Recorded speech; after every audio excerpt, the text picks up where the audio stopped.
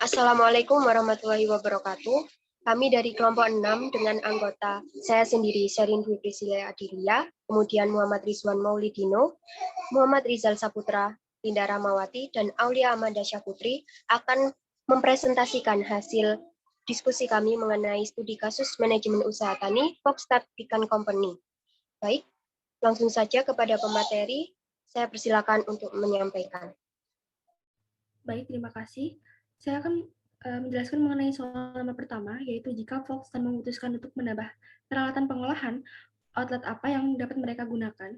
Yang pertama adalah menggunakan penjualan online, yang menjadi salah satu tren berjualan saat ini karena teknologi yang semakin canggih dan juga dinilai lebih efektif karena mudah prosesnya, hemat biaya, hemat waktu, dan dapat melalui e-commerce seperti Shopee, Tokopedia, maupun sosial media lain. Kemudian yang kedua, penjualan secara langsung, yaitu penjualan dengan menitipkan produknya ke toko-toko kecil. Yang ketiga, yaitu kerjasama dengan berbagai pihak atau swalayan, yaitu mereka dengan cara bekerjasama untuk menitipkan barang-barang mereka atau produk mereka ke swalayan, mall, atau pengekspor produk dengan melakukan kontrak antar kedua belah pihak. Yang kedua, yaitu dua kemungkinan jenis organisasi bisnis yang sesuai untuk Foxconn, yaitu yang pertama adalah CV, yang merupakan persekutuan komaniter, yaitu badan usaha yang dibentuk oleh beberapa orang sebagai pemilik modal dan menyerahkan modal tersebut untuk dikelola beberapa orang lainnya. Keuntungannya yaitu pemilik termotivasi untuk bekerja keras, relatif mudah mendirikannya, memungkinkan diadakannya spesialisasi dalam pengolahan, dan lain sebagainya. Untuk kerugiannya, yaitu sering terjadi perbedaan pendapat, relatif sulit untuk mengumpulkan modal, sekutu pasif tidak mengelola pengusahaannya, dan lain sebagainya. Kemudian ada firma. Firma merupakan suatu bentuk persekutuan antara dua orang atau lebih untuk menjalankan badan usaha di bawah satu nama yang sama. Keuntungannya yaitu perhatian pada perusahaan, kemampuan manajemen lebih besar, dan gabungan modal dari anggota sebagai modal besar, serta lain sebagainya. Untuk kerugiannya, yaitu kekeliruan yang dilakukan ditanggung bersama, tanggung jawab pemilik tidak terbatas, dan kerugian pemilik ditanggung bersama.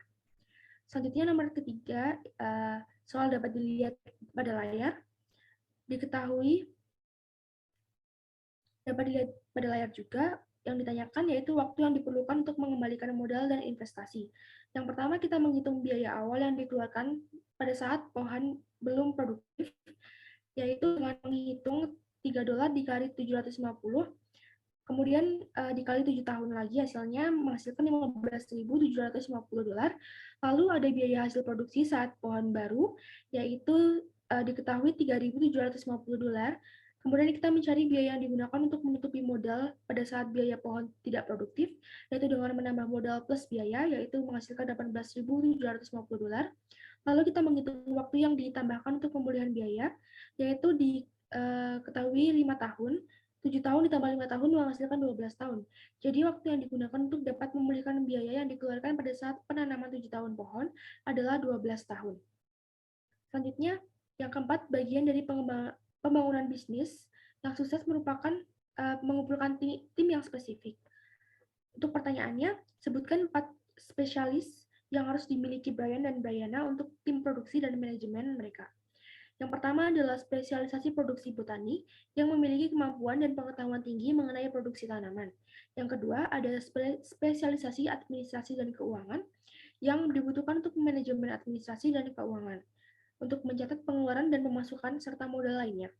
Yang ketiga adalah spesialisasi marketing dan pemasaran yang bertugas meninjau atau memasarkan produk-produk kepada konsumen. Selanjutnya yang terakhir adalah HRD atau Human Resource Development yang dibutuhkan untuk mengelola sumber daya manusia agar berkualitas. Selanjutnya saya kembalikan kepada pemateri selanjutnya. Baik, berikutnya nomor 5. Diketahui bacaan yang tertera di layar, kemudian pertanyaannya, jika Foxstat tetap melakukan penggembalaan ini, berapa total kerugian produksi kemiri dalam pon? Diketahui hal-hal yang tertera di layar, kemudian ditanyakan total kerugian produksi kemiri dalam pon. Jawab, total kerugian produksi kemiri dalam pon sama dengan luas lahan kali kerugian, yaitu 210 dikali dengan 50, menghasilkan 10.500 pon. Berdasarkan perhitungan, dapat diketahui kerugiannya sebesar 10.500 pon. Berikutnya, berapa kerugian pendapatan dari operasi kemiri akibat penggembalaan ternak? Diketahui hal-hal berikut. Kemudian jawab pertanyaan pendapatan per pon dikali dengan kerugian, yaitu $3 dikali dengan 10.500. Diketahui 31.500. Kemudian, berapa berat total yang harus dihasilkan dari ternak dibandingkan dengan hasil kemiri untuk mengimbangi kerugian operasi kemiri? Diketahui hal-hal yang tertera di layar, kemudian jawab. Total kerugian dibagi dengan harga anak sapi per pon, yaitu 31.500 dibagi dengan 1,50, menghasilkan 21.000 pon. Kemudian, soal berikutnya yaitu jika Foxstat dapat mengembalakan 1 ekor per akre dalam area pohon kemiri, berapa pon yang harus diperoleh setiap ekor saat digembalakan? Diketahui hal-hal yang tertera di layar, ditanyakan total pon yang harus diperoleh setiap ekor saat digembalakan. Kemudian jawab, jumlah yang diperoleh harus mengimbangi kehilangan pendapatan per akre hasil kemiri. Total hasil yang harus diperoleh yaitu kehilangan hasil per akre dibagi dengan harga anak sapi per pon, yaitu 150 dibagi dengan 1,50 menghasilkan 100 pon. Berikutnya, apa keuntungan menggembalakan sapi dibandingkan kemiri? Sapi dapat diolah menjadi berbagai jenis makanan. Kemudian, harga sapi yang cenderung mahal dan sapi dapat dijual dalam bentuk hewan atau dalam bentuk olahan yang memiliki nilai jual yang tinggi sehingga keuntungan yang didapat juga semakin banyak. Berikutnya, apa 2 kerugian menggembalakan sapi dibandingkan kemiri? Yang pertama, proses perawatan yang cukup sulit. Apabila proses penggembalaan dilakukan bersama dengan budidaya kemiri, maka fokus perawatan juga akan terbagi. Kemudian yang kedua, biaya produksi yang cukup tinggi. Proses dan perawatan dari penggembalaan sapi dinilai membutuhkan biaya yang cukup besar, termasuk biaya tenaga kerja dan lain sebagainya. Baik, lanjut kepada soal nomor 6. Soalnya yaitu sebutkan 5 badan regulator yang potensial yang mungkin berinteraksi dengan produsen kemiri saat melakukan bisnis. Badan regulator yang mungkin bekerja sama dengan perusahaan kemiri yaitu A. Industri pupuk NPK, B. Industri kapur, C. Industri pestisida, D. Supplier kemiri, dan E. Industri pengolahan minyak kemiri. Baik, untuk selanjutnya nomor 7. Terdapat uraian yang tertera di layar, di mana soal pertama yaitu berapa proyeksi pendapatan kemiri mereka. Proyeksi pendapatan kemiri tanpa kupas yaitu 3 dikali 250.000, menghasilkan 750.000. Berikutnya proyeksi pendapatan kemiri kupas yaitu 3 dikali 125.000, menghasilkan 375.000. Kemudian jumlah pendapatannya yaitu 750.000 ditambah dengan 375.000 menghasilkan 1.125.000. Berikutnya, berapa total biaya langsung per hektar? Dari laporan keuangan pada R12 dapat diketahui total biaya langsung per hektar sebesar 1.391,33. Kemudian berapa total biaya per hektar? Sebesar 434,27. Baik, berikutnya yaitu berapa total biaya untuk perkebunan. Total biayanya yaitu menjumlahkan total biaya langsung dengan total biaya overhead. Dengan hasil yaitu 1.825,60. Berikutnya, berapa pendapatan bersih kebun tersebut? Pendapatan bersihnya dapat diketahui dengan total biaya per hektar dikali dengan 210 atau luas lahannya, yaitu menghasilkan 382.376. Nomor 8. Diketahui hal-hal yang tertera di layar, kemudian hal-hal yang ditanyakan yaitu pendapatan marginal per pon ikan kupas yang akan diterima jika mereka menambahkan kapasitas. Baik, jawab. TR1 3.352 per hektar, kemudian Q1 sebesar 1.309,52 per hektar. Kemudian TR2-nya total produksi keseluruhan per luas kebun dikali dengan harga jual. Menghasilkan TR2 sebesar 5.952,3 per hektar. Kemudian Q2-nya sebesar 595,23 per hektar. Sehingga MR-nya dengan membagikan TR dengan delta G menghasilkan 3,63. Saya serahkan kepada pemateri.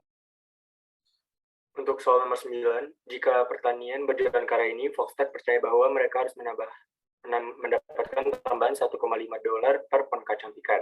Berapa banyak pendapatan marginal yang dapat disumbangkan untuk membayar biaya tetap? Volkswagen akan menjual kemiri atau pikan seharga $3 per LB dan menghasilkan 250.000 LBS. Diketahui tambahan biaya variabel $1,7 dan total pendapatan awal sebesar 300.000. Total pendapatan alternatif tambahan operasi mesin sebesar 212.500, total tambahan risiko dan tenaga kerja 187.000, dan total keduanya menjadi 369.500. Marginal revenue dengan caranya adalah membagi pendapatan kreatif dan pendapatan awal. Maka dihasilkan pendapatan marginal yang dapat disumbangkan adalah 1,06 US dollar. Nomor 10, berapa banyak uang tunai yang harus disumbangkan Volkswagen setiap tahun untuk mendapatkan biaya tetap? Volkswagen menyumbangkan sebesar 94,66 US dollar per tahunnya untuk biaya tetap. Nomor 11, berapa banyak utang yang dapat didukung oleh Volkswagen dengan pendapatan ini? Volkswagen membayar sebesar 419.384 dalam tahun 2017 dan membayarkan 414.287 pada tahun 2018. Untuk soal nomor 12, sebutkan 4 faktor risiko yang harus dipertimbangkan oleh Volkswagen jika mereka melakukan ini. Risiko yang dipertimbangkan antara lain adalah nilai pengeluaran yang lebih tinggi, penurunan saham yang besar, keuangan di dalam perusahaan yang mendapatkan tanggungannya lebih besar, serta pelunasan hutang. Untuk materi selanjutnya akan dibacakan oleh pemateri yang lain. Untuk soal nomor 13, yaitu sebutkan 4 faktor penghargaan yang harus dipertimbangkan oleh Volkswagen jika mereka melakukan ini. Jawabannya adalah penghargaan merupakan suatu bentuk apresiasi dari sebuah perusahaan terhadap karyawannya atas kinerja yang telah dilakukan selama bekerja. Fasilitas dan tunjangan adalah jenis penghargaan lain dalam strategi sistem penghargaan. Karyawan pasti akan memperhatikan jenis fasilitas yang diberikan oleh perusahaan. Perusahaan yang tidak sesuai memberikan tingkat tunjangan akan mengalami kesulitan menarik dan mempertahankan pekerjaan papan atas. Perusahaan tidak dapat mengabaikan pentingnya pengakuan dan penghargaan sebagai komponen integral dari strategi sistem penghargaan. Menurut Dr. Vladimir, tahun 2015 menyatakan bahwa faktor yang perlu dipertimbangkan pada faktor penghargaan antara lain A. Faktor konsistensi internal atau internal konsistensi dalam menetapkan penghargaan, yaitu dengan melihat jabatan pekerjaan atau tugasnya, evaluasi pekerjaan dan struktur pekerjaan untuk mempertimbangkan besarnya penghargaan untuk tiap-tiap jenis pekerjaan. B. Faktor kompetensi eksternal atau persaingan. External competitiveness. Penghargaan yang diberikan didasarkan pada kondisi saat perusahaan masih mempunyai suatu keunggulan kompetitif dengan perusahaan lain. Hal tersebut membuat perusahaan untuk mempertahankan pekerjaannya yang berkualitas. C. Faktor kontribusi pegawai atau employer contribution. Ditetapkan menurut panduan intensif program pada perusahaan, prestasi kerja, dan senioritas. D. Faktor administrasi atau administration. Dilihat dari evaluasi ketersediaan anggaran, aspek perencanaan, dan komunikasi. 14. Aspek penting dari manajemen adalah memastikan bahwa semua karyawan dan orang yang mengunjungi lokasi peternakan tetap aman. Sebutkan 5 bahaya keamanan yang harus dipertimbangkan oleh petani kacang pekan. Beberapa bahaya keamanan yang perlu untuk dipertimbangkan saat mengelola karyawan antara lain, yang pertama adalah keamanan dalam merawat hewan ternak agar tidak bertindak agresif. Hewan dapat menjadi agresif saat diperlakukan dengan tidak nyaman, jadi perlu adanya pelatihan bagi karyawan. Yang kedua adalah keamanan peralatan yang digunakan saat membawa hewan ternak mencari makan. Diperlukan peralatan khusus untuk membawa hewan ternak mencari makan, misalnya tali atau jalur khusus. Kualitas alat dan fasilitas harus diperhatikan untuk mencegah lepasnya hewan ternak dari pengendalian karyawan. Yang ketiga, keamanan tempat lokasi pengembalaan atau lahan kemiri. Hal ini dipergunakan saat hewan ternak mencari makan di lahan kemiri. Tempat tersebut harus dipastikan aman dari bahaya agar tidak menyebabkan suatu hal yang tidak diinginkan. Yang keempat, keamanan kandang hewan ternak. Kandang hewan ternak harus dibuat sekuat mungkin untuk menghindari kecelakaan konstruksi yang akan berdampak buruk bagi pemilik perusahaan, hewan ternak, karyawan, dan pengunjung. Yang kelima, keamanan karyawan saat bertugas. Terjadinya kecelakaan kerja akibat kurangnya hati-hati saat menggunakan alat kendaraan yang membantu produksi. 15. Sebutkan 6 kemungkinan bahaya produksi alami untuk operasi kacang pecan. Dalam studi kasus ini, ada 6 kemungkinan bahaya produksi alami yang dapat menurunkan hasil dari produk dan produktivitas kacang pecan. Antara lain, yang pertama, perubahan iklim yang tak tentu. Yang kedua, gangguan hama dan penyakit. Yang ketiga, terjadinya bencana alam. Yang keempat, gangguan dari predator atau satwa liar. Yang keempat, bahaya keselamatan kerja karena ketidaksesuaian lahan. Dan yang terakhir, adanya racun asam hidrosianik dari biji kemiri. Untuk selanjutnya, sebutkan 6 kemungkinan bahaya produksi buatan manusia terhadap operasi kacang pecan. Dalam studi kasus ini ada 6 kemungkinan bahaya produksi yang ditimbulkan karena ulah tangan manusia, sehingga dapat menurunkan hasil dari produksi dan produktivitas kacang pecan. Antara lain, kurangnya manajemen dalam suatu perusahaan, perpindahan penggunaan jenis irigasi. Awalnya menggunakan irigasi sprinkler, setelah itu berubah menjadi irigasi tetes. Salah dalam mengambil strategi pengelolaan. Kurangnya keahlian dari sumber daya manusia terhadap operasi kacang pecan, kurangnya komunikasi antara pengelola dengan karyawan, dan yang terakhir adanya kesalahan perhitungan biaya yang masuk keluar dalam kegiatan produksi. Untuk selanjutnya, materi akan dilanjutkan oleh sang pemateri. Baik, selanjutnya nomor 17. Apa 4 cara yang mungkin mereka dapat berpotensi meningkatkan pendapatan mereka? Berikut ini merupakan 4 cara yang mungkin dapat berpotensi meningkatkan pendapatan. Yang pertama, melakukan peningkatan jumlah produksi. Peningkatan jumlah produksi dapat dilakukan dengan menambah indeks luas lahan, sehingga akan semakin banyak pula komoditas yang nantinya akan dibudidayakan. Yang kedua, melakukan proses panen dan pasca panen yang tepat. Yang ketiga, melakukan inovasi pengolahan hasil panen. Yang keempat, melakukan pengemasan dan promosi. Next. Selanjutnya nomor 18 adalah jika Fox saat memilih untuk menambahkan promosisan, mereka juga mungkin akan mempertimbangkan untuk menambah promosi pemasaran konsumen langsung. Media sosial merupakan aspek penting dalam mengembangkan basis pelanggan setia untuk usaha kecil. Sebutkan debat platform media sosial dan mengapa mereka efektif. Berikut ini merupakan debat platform media sosial yang menurut kelompok kami efektif digunakan dalam kegiatan promosi. Yang pertama, Instagram. Instagram tentunya sudah tidak asing bagi masyarakat Indonesia. Mayoritas generasi muda mempunyai dulu aplikasi Instagram hanya digunakan sebagai tempat untuk berbagi cerita baik dalam bentuk foto maupun video. Namun di masa ini Instagram telah mengalami perkembangan yang di Instagram untuk penggunanya seperti Instagram Shop, Instagram Ads, dan lain-lain yang tentunya bisa untuk memenuhi kebutuhan promosi. Selanjutnya adalah TikTok. TikTok merupakan aplikasi untuk berbagi video-video pendek. Sama seperti Instagram, TikTok telah mengalami banyak kemajuan. Pada saat ini telah tersedia fitur TikTok Shop. Fitur ini dapat digunakan menjual barang layak e-commerce.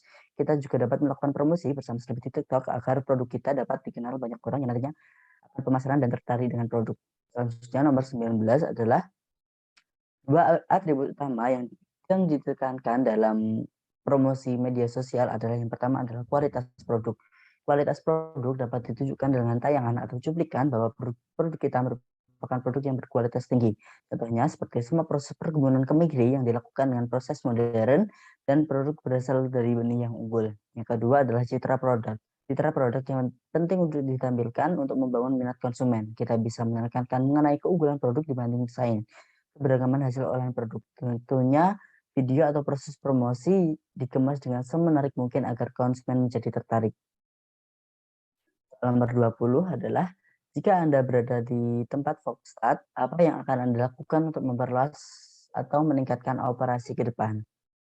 Jika kami berada di tempat Foxstat, maka hal yang akan kami lakukan untuk memperluas atau meningkatkan operasi ke depan adalah sebagai berikut. Yang pertama adalah menggali potensi produk Foxstat agar usaha semakin berkembang. Yang kedua, menjalin kerjasama dengan mitra-mitra usaha. Yang ketiga, mengikuti perkembangan iptek yang ada di Indonesia. Yang keempat, bekerja sama dengan pemerintah agar nantinya produk dapat menjadi bagian dari promosi antar negara. Dan yang terakhir, terus melakukan evaluasi dan inovasi terhadap produk. Sekian, saya kembalikan kepada moderator. Berikut ini merupakan daftar pustaka sumber kami dalam mengerjakan tes tersebut. Baik, demikian presentasi yang dapat kami sampaikan. Semoga apa yang kami sampaikan bisa bermanfaat untuk kita semua. Apabila terdapat kesalahan dan kekurangan, kami mohon maaf yang sebesar-besarnya. Terima kasih. Wassalamualaikum warahmatullahi wabarakatuh.